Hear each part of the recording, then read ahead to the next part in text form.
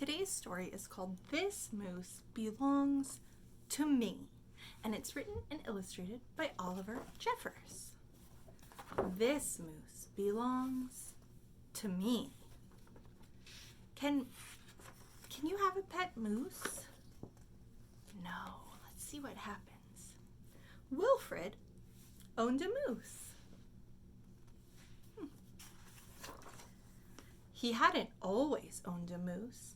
The moose came to him a while ago, and he just knew that it was meant to be his. He thought he would call him Marcel. He's putting a little name tag on his antler. It says Marcel. So if I went out in the wild and I saw a moose and I put a tag on him with a name, does that make him mine?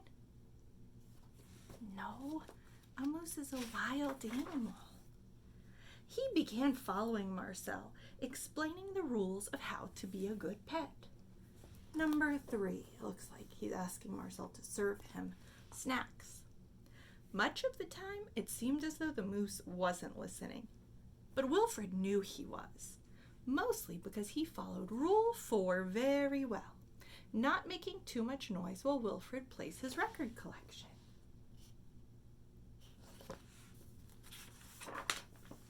Sometimes the moose wasn't a very good pet.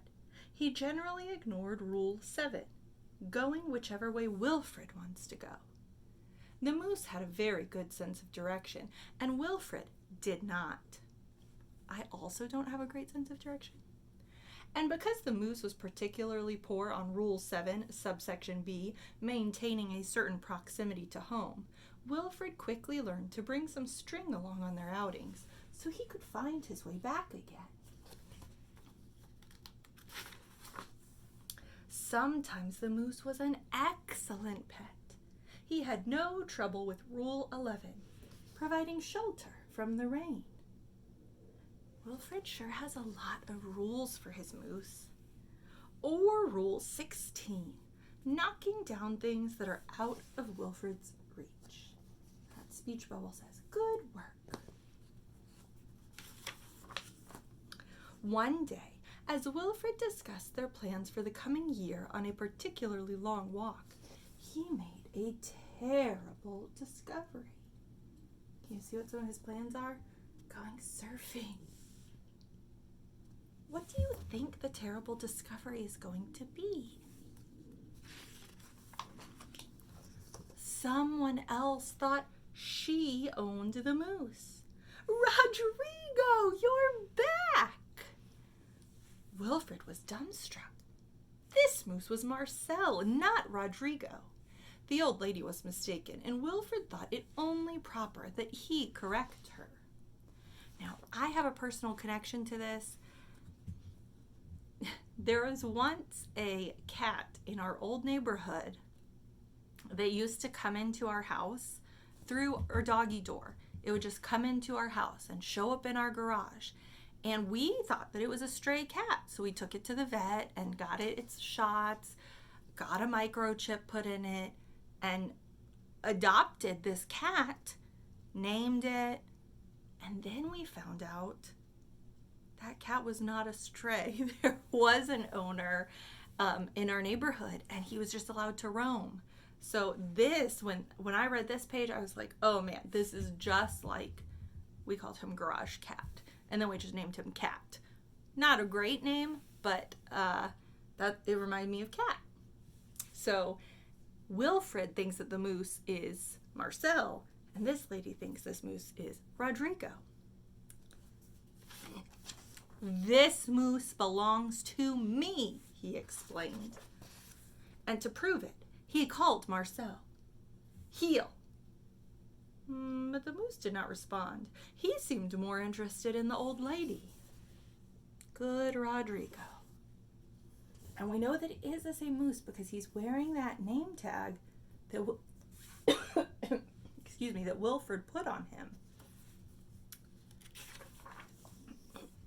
Fine.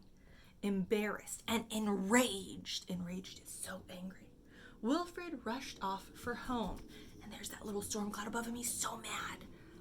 But in his haste, and miles away from anywhere, he tripped over his string and got tangled up.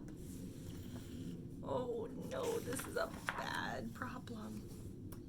And there he lay. Wilfred was beginning to get a little bit worried. It was getting late, and the monsters would be out soon. How is he going to get home? Do you have any idea? He had just ruled out the last of his options. Now, if you are familiar with Oliver Jeffers' other books, you will recognize this friend from The Great Paper Caper. And I haven't read that one on here yet, but maybe I'll read it later this week. Who's coming? The moose. Maybe it's Marcel, maybe it's Rodrigo. And performed Rule 73. I told you he had a lot of rules. Brilliantly. Rescuing your owner from perilous situations. Perilous, it seems like hopeless, really terrible situations. All was forgiven. And perhaps, Wilfred admitted, he'd never really owned the moose anyway. Oh, so look, that name tag's staying there. He's not Marcel. With that in mind, he and the moose reached a compromise. The moose would agree to all of Wilfred's rules whenever it suited him. So really, that moose is just doing what that moose wants to do. And maybe you have a pet like that, maybe a dog or a cat. And now there's another character, and he's saying, Dominic, you're back, and you brought me an apple. Wow, so another person thinks that the moose belongs to him. But yeah, that moose doesn't belong to anybody but the wild.